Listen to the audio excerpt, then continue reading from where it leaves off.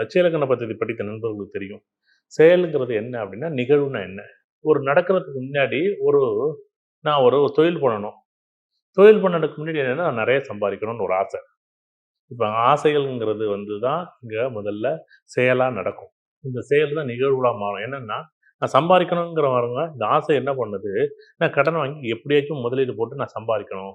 Sir இந்த விஷயத்த செய்யுங்க. 4 நாள்ல நீங்க கோடீஸ்வரன் ஆகலாம். எப்படிங்க ஆக முடியும்? அந்த ஒரு 4 நாள்ல நான் கோடீஸ்வரனா நான் உங்கள்ட்ட பேசுனேன்னா, நான் அத செஞ்சு நான் கோடீஸ்வரனா ஆயிருக்கலாம்ல. இங்க அந்த நிகழ்வ தான் மக்கள் விரும்புறாங்க. இது ஒவ்வொருத்தருக்கும் ஒவ்வொரு விதமான பாதைகள் இருக்கு. இந்த பாதைகள்ல இந்த நிகழ்வுகள் என்ன அப்படின்னா, இந்த நிகழ்வுகள் நம்மள ஆட்டி படைக்கும்போது, இந்த செயல் நமக்கு அது வந்து ஒரு உத்வேகமா, உண்வேகமா செயல்படும். இது என்ன நடக்கும் அப்படின்னா, உதாரணத்திற்கு முதல் விஷயம் வந்து ஆசைப்பட்டது. அந்த ஆசைகள் வந்து ஒரு நார்மலா ஒரு பொட்டி கடை வச்சிருக்கேன் அப்படின்றது. சார் நான் இடம் வாங்கி ஒரு பில்டிங் கட்டி நான் ஒரு பெரிய சூப்பர் மார்க்கெட் வைக்க போறேன். இது பேராசை. இந்த பேராசையில நான் என்ன கடன் வாங்கினேன். கடன் வாங்கினதால நான் பில்டிங் கட்டினேன். நான் கடன் வாங்கி அந்த சூப்பர் மார்க்கெட் ஆரம்பிச்சேன். ஆனா, அந்த இடத்துல எனக்கு ஓடல. இத தான் நம்ம என்ன சொல்லுவோம், நம்ம ஊர்ல சொல்லுவோம், "ஏப்பா அகலக்கால் வைக்காதப்பா, கொஞ்சம் பார்த்து பண்ணுப்பா" அப்படிம்போம்.